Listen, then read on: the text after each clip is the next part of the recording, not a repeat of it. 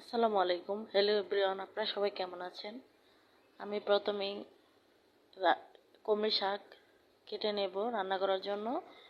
তো আজকে রান্না করব হচ্ছে কলমি শাক ভাজি, পটল দিয়ে, আলু দিয়ে, টমেটো দিয়ে পাঙ্গাস মাছ রান্না করব। তারপর হচ্ছে মাছ ভর্তা করব। তো এই তো আমি শাক কেটে নিয়েছি, এখন আমি টমেটো, কাঁচামরিচ এগুলা কেটে নেব। তো কথা না বলে চলেন কাজটা শেষ করি।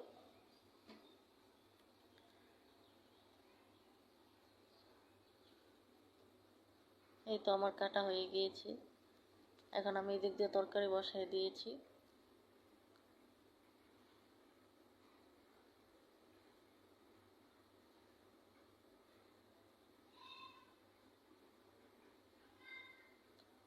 এই তো এখন আমি তরকারিতে মাছ দিয়ে দেব। তো পাঙ্গাস মাছ কার কাছে ভালো লাগে জানি না, কার কার কাছে ভালো লাগে। আমি মাঝে মাঝে রান্না করি, আমার কাছে ভালো লাগে। তো এই তো আমার শাক ভাজি, তারপর হচ্ছে তরকারি, এখানে লেবু, শুকনো মরিচ আছে, কাঁচা মরিচ আছে, কেটে নিয়েছি। তো এখানে আমি লেবুর শরবত